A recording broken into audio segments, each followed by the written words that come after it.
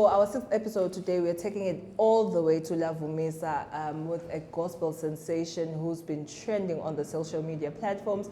To all gospel music lovers, Sina Sabelo Mate, all the way from there. Kunjan Baba Mate. Ngiyaphila siswami.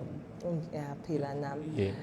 So for this episode, ngicela nje before singene ku music because ngicela introduce ukuthi uyahlabela. Ngicela usichazele nje ukuthi Sabelo ngubani, ukhula uqhamuka kuphi and ekhaya kunjani, siblings, batali konke lokho. Oshito Sabelo Mate ekhaya kaLavumisa eMathanjeni ekugcineni kwelizwe.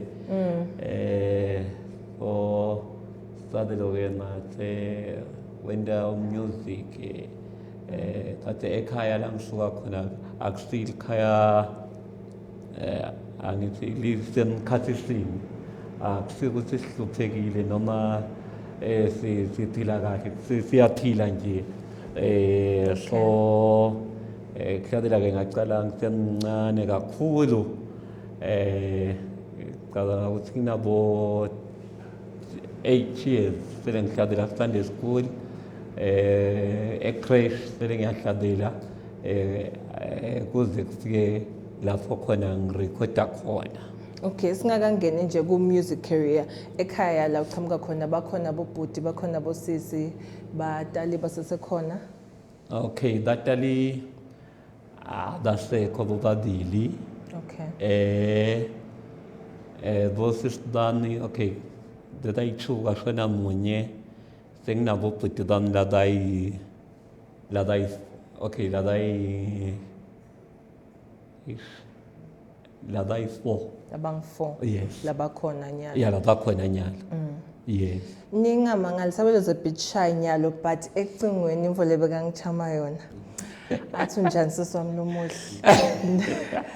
Kancane nje umjasi and bengize ngitshela boyfriend ukuthi uyadictini Sabelo uta kaphi. Sabelo makafika nje la utaba nenkinga because uta kaphi manje nje uyasaba nyalo kepha kimi bekahambe nami. So I think mina story sakho when I saw it on social media I saw a video lebena I think 10,000 shares. Yes. Angati mangekho ma comments and you were singing in that video. Yes. Kulama comments everyone seemed to know you ukuthi ngibani lona vele uyahlabela. Yes. And then I got into contact with the person lobekakupostile. Ngifuna kuva nje ufika njani la uhlabela khona namuhla singakangeni ku what happened to you. So ufika njani nje kuhlabeni because you have a lot of followers. Yes. Okay, ekuhladeleni ngifika ngalo ukuthi okay kokuqala nje nangathi kwaba nalomunye lo wangithanda wangirecordisa. At what age? Yes, 2014. Okay. Album yokuqala wanikela sayenda ke lo album leyo 2014. Okay. Kwahamba isikhathi athenze futhi wabuya wathenza wathi Sabelo ngifuna ukuthi sinikele lenye album sayenda nayo. So lana ke ngalokuthi umusic nyalo awuhambi kakhulu ngoba vele isikhathi sama CDs esiphelile. Or when you record them as CDs. Yes. Okay. So nathi ngifika lapho khona njalo ke sibokwenza ama short video esomveni. Okay. Bese ke ukhaza ukuthi sesiyawafaka ke ku social media. Okay. Kuze bonke abantu babone ukuthi kunaSabelo Mate banade ukuthi kunaSabelo Mate loculako. Labanye ukhanza ukuthi aba believe lokuthi ngini so ngalesikhathi nangisengendekela na video ke khanza silabanye bawacela ke bayawafaka ke bayaposta nabo kanjalo. Okay. So uqale kuhlabela from 8 years like ukhathuna 8 years wena.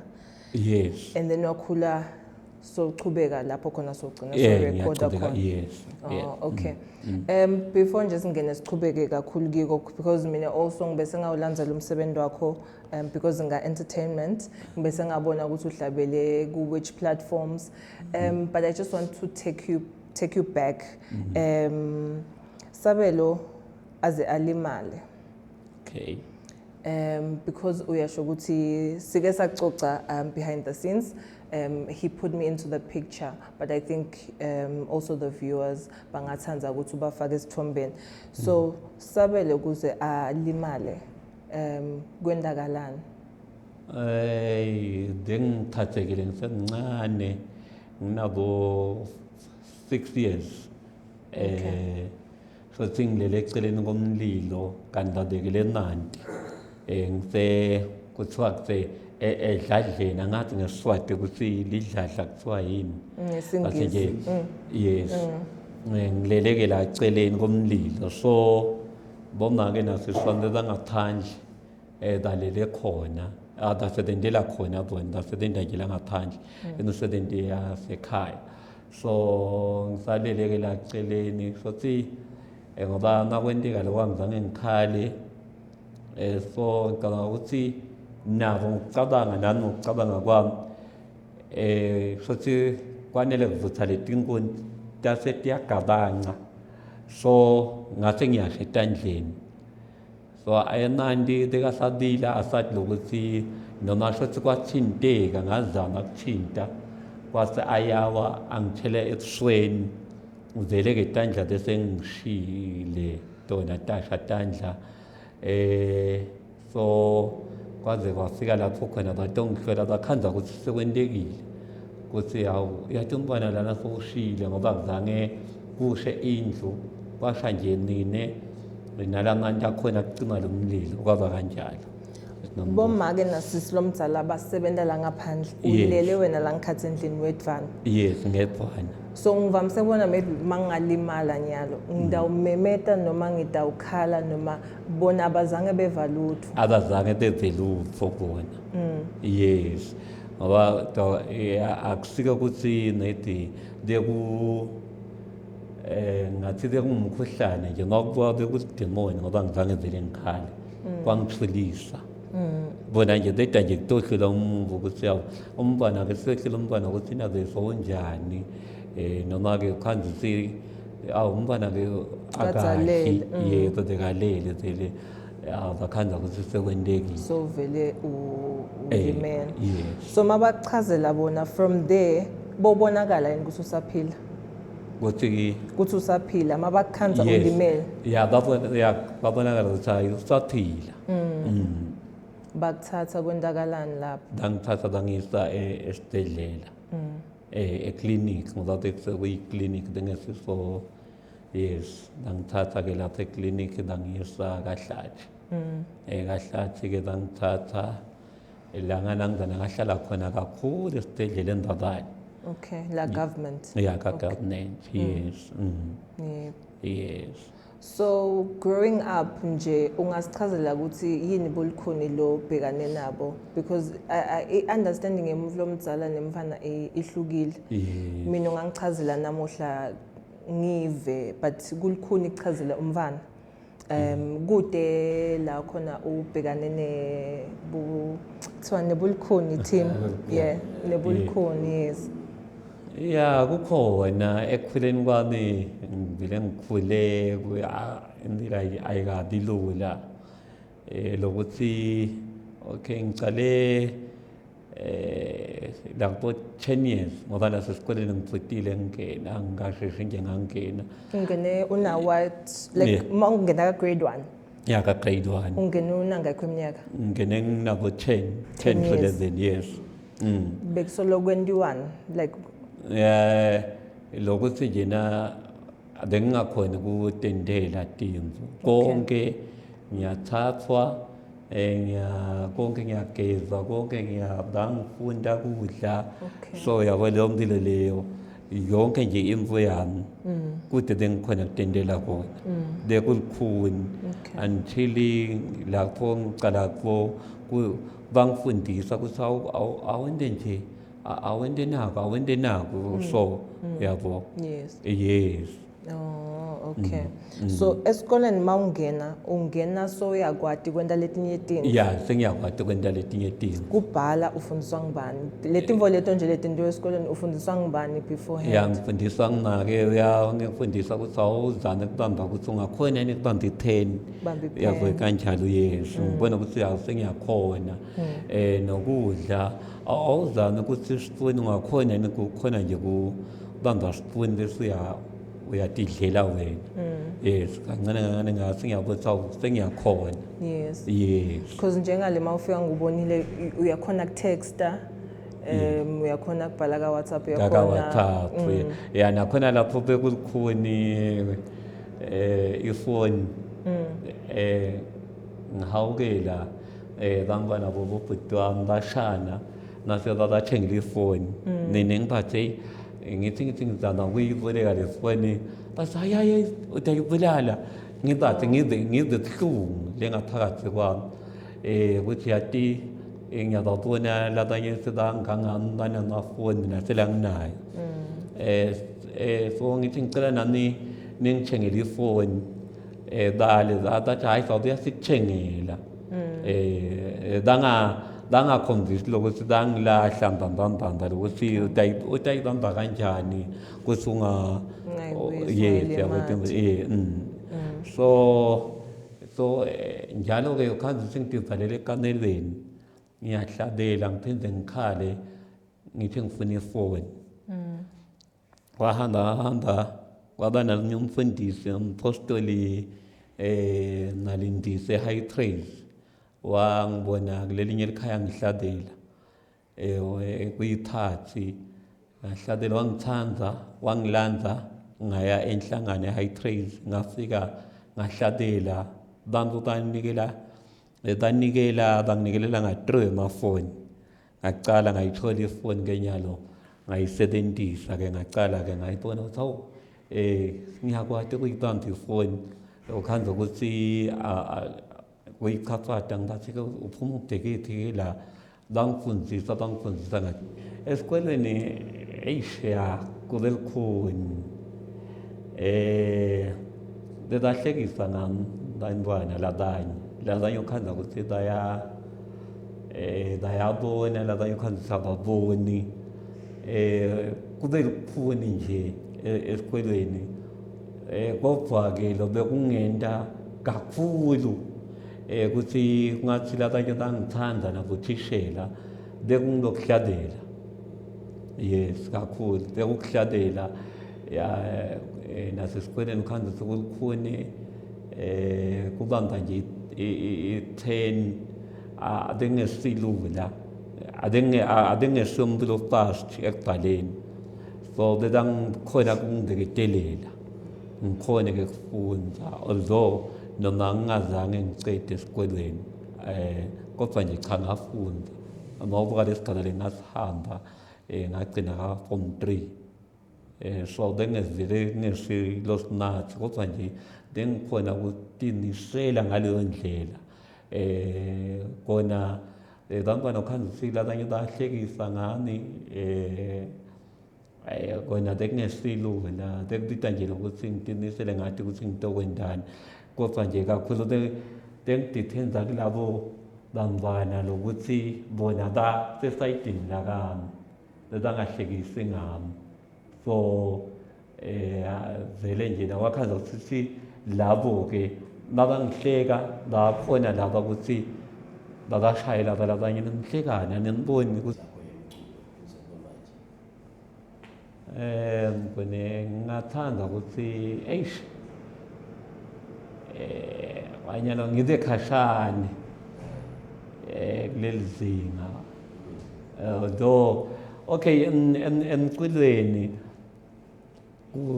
okay kusekhona nalokuthi nje kusekhona nalokubandlulula kancane yes basengakhona labanye bahlabelile kusemukela yabo so okay ngoba asifanani nala kuhlabeleni nine nje kakhulu ngiyawoshipha kona tikhona letinye tingoma but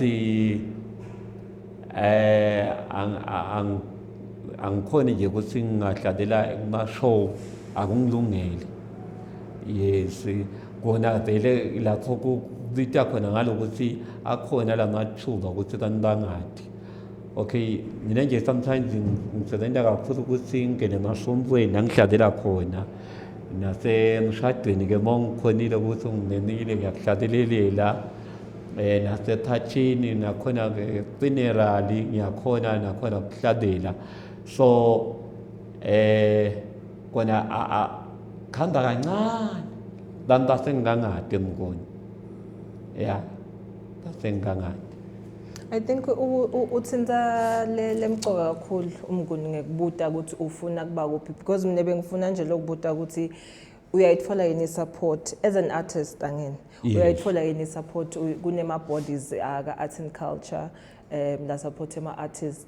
Uke wavela noma uke wazama yini ukuxhumana nabo kune association yema gospel Christian artists la khona, and as a Christian artist uke wathola yini lithuba lekukhulumisana nabo, like you said usa record ema CDs. Okay. Uyathola yini lithuba yokuthi hayi sale ningihambisa nami ngihambe nebamvu kule level labahamba kiyo nyalo ndawo khona lokusupporteka, because right now unabo labamvu labakulandzelako. Yeah, yes, but sekude le access because kulikhuni ukuthengisa ithi angathi nekuthi athengiswa phi nanamuhla. Angisengake ngivele ngiyayidinga kakhulu le support. Okay, ngijabulile nje kakhulu kwanyalo ezil DTM nasilontsha le Disability Festival. Yes. Ngijabulile kakhulu lapho khona besilontsha lapha kaLuka Commission. Okay. So vele ngala ngiyayidinga kakhulu ke le support, ngivele ngihambe uyabona nje ngingathi nalokuthi lona ukhubatekile yabo kungabonakala ukuthi okay lana sihamba sonke, ngingazi ukuthi bengakuthandi nalokuthi wena Nkosi ukuthi lo ngikwalaba khubatekile yabo njengothi kanjalo. Yes. Akube khona nje kungazi ukuthi yes kube bonke nje bahlabeleli. Yes, ma-artists. Yes. Yes. Ngingathathi ukuthi laba banenehluko. Yes. So lama opportunities lawo kulama artists la khona la kaNgwane niyawathola yini? Khona yini nje artist maybe longayisho noma singasho ma artist kukhona ithuba lelike lavela umvulo we-artist athi hayi ngicela ude ngidabe kunana event nayi ngicela ngingakunika isikhathi sekuthi uworshiphe nebamvu labetebe badile kule event yami. Angisengakake mkhulu ngavela. Sekuqede ne-artist nje le yabo. Yakubita. No, I think that's ngathini kukhona la kushiya khona, like he said ngeke uze ubese uyababandlulula bamvu. Le event la khuluma ngayo, it was where DPM wakha festival for people with disabilities, big performer people with disabilities.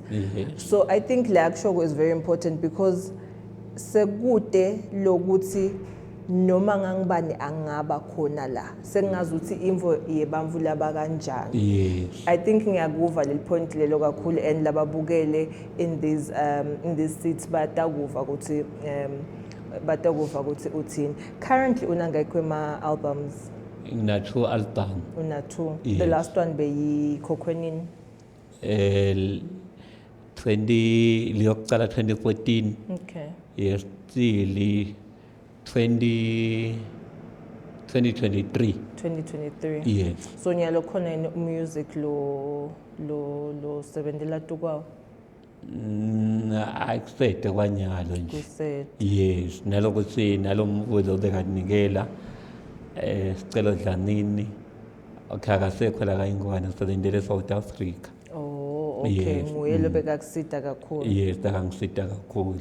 So Nyalo, because off camera sikhulumile ngekuthi Nyalo vele udiphilisa ngalokuhlabela. Yes. Ithini le structure wenda kanjani? Because like you said akusima maningi lama events lapho khona invite khona.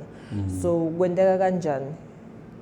Okay, bantfu bayanginena kakhulu emshadweni. Okay. Thathini engasomvweni ngiyohlalela khona khanzi sike sesiyancumelana naleti timali ukuthi imali lengaka. Okay. Yes.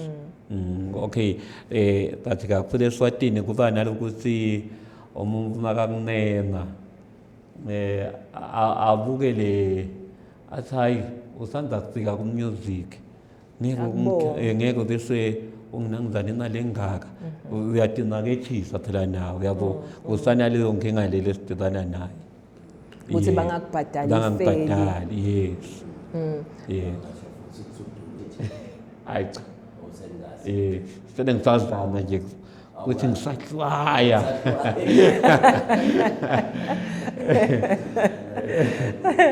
because nami bengike ngambuta off camera angathi ngachazela njani Mnguni the way he's a friendly welcoming person over the phone ngaphinde ngammeeta so bengike ngaba nale interest ukuthi has he ever had lesifiso sekucala a family. He's such a wonderful soul naye ngikhulumile naye but nje as sesishwamba kanye inkulumo yethu what would you like to say firstly kubantfu living with disabilities but baneltalent labanalo and maybe bayasaba because of my difficulties because of bullying yini ongafisa ngisho kibo and then also kunayo nje mina lengithusako I've never known ukuthi malini imali etholwa abantfu labakhubadekile 450 emehlweni ami muncane